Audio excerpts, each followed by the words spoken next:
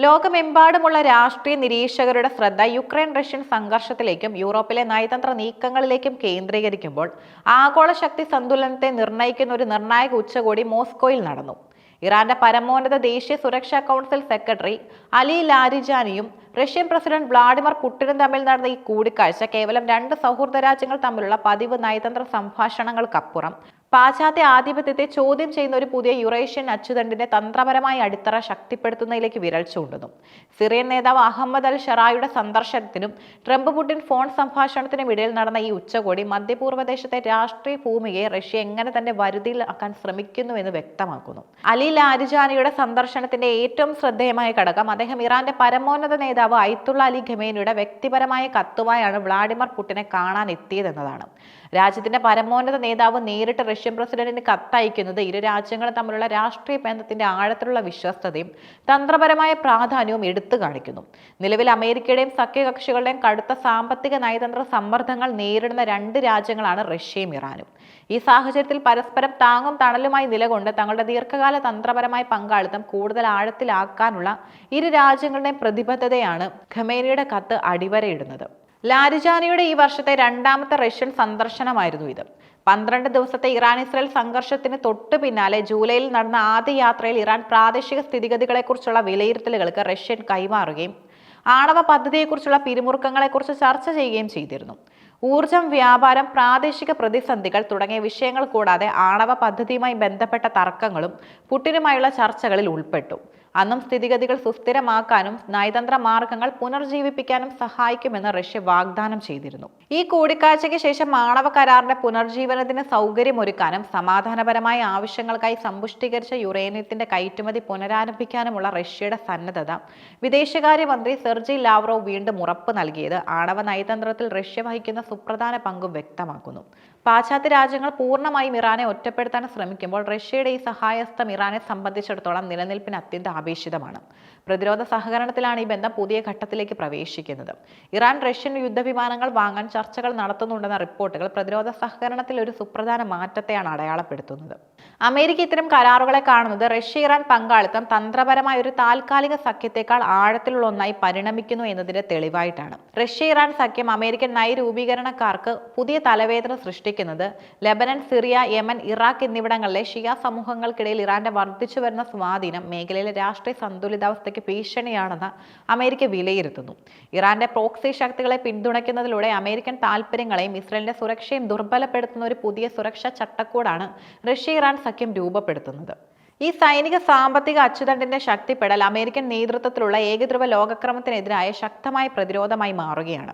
Middle ഈസ്റ്റിലെ വിവിധ താൽപര്യ കക്ഷികൾക്കിടയിൽ മധ്യസ്ഥത വഹിക്കാനുള്ള റഷ്യയുടെ ശ്രമങ്ങളാണ് ലാരിജാനിയുടെ സന്ദർശനത്തിന് മുൻപ് സിറിയൻ നേതാവ് അൽ ഷറ മോസ്കോയിൽ എത്തിയതിലൂടെ വ്യക്തമായത്.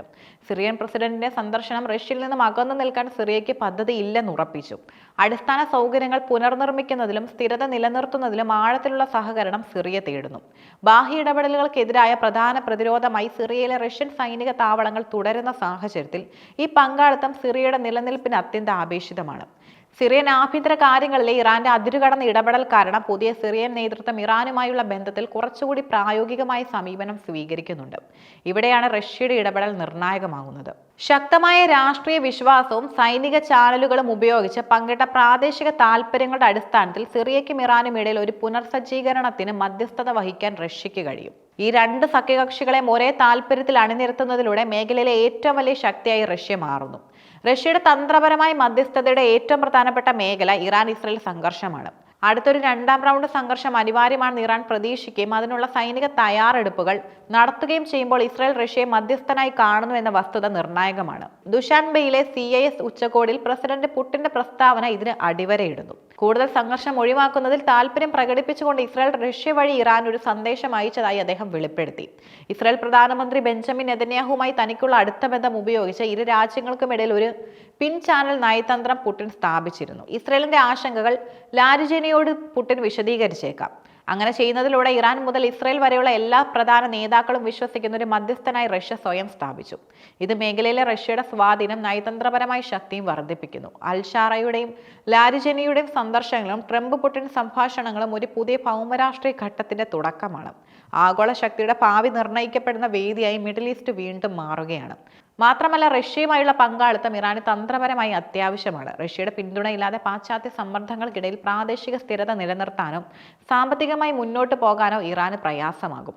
ഈ പങ്കാളിത്തം ഇറാനെ സംബന്ധിച്ചിടത്തോളം ബ്രിക്സ്, ഷാങ്ഹായ് സഹകരണ സംഘടന, യുറേഷ്യൻ സാമ്പത്തിക യൂണിയൻ തുടങ്ങിയ സുപ്രധാന ബഹുമുഖ കൂട്ടായ്മകളിൽ ഇറാനെ ഉൾപ്പെടുത്താൻ റഷ്യ സഹായിക്കുന്നു.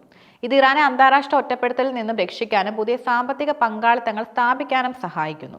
പാശ്ചാത്യ ഉപരോധങ്ങളെ മറികടക്കാൻ റഷ്യയുമായുള്ള വ്യാപാര ഊർജ്ജ സഹകരണം ഇറാന് നിർണായകമാണ്.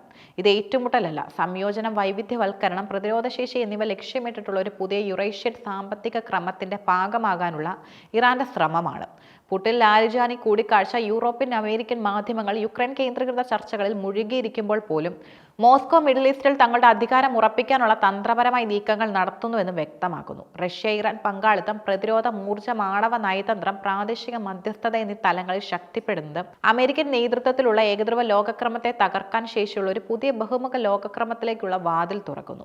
മിഡിൽ ഈസ്റ്റിലെ സങ്കീർണമായ രാഷ്ട്രീയ സമവാക്യങ്ങളെ തനിക്ക് അനുകൂലമാക്കി മാറ്റാൻ ശ്രമിക്കുന്ന റഷ്യ ഒരു പുതിയ ഗ്രേറ്റ് ഗെയിമിലെ പ്രധാന കളിക്കാരനായി മാറുകയാണ്. ഈ നീക്കങ്ങൾ ആഗോള രാഷ്ട്രീയത്തിൽ ദൂരവ്യാപകമായ പ്രത്യാഘാതങ്ങൾ സൃഷ്ടിക്കുമെന്നതിലും സംശയമില്ല.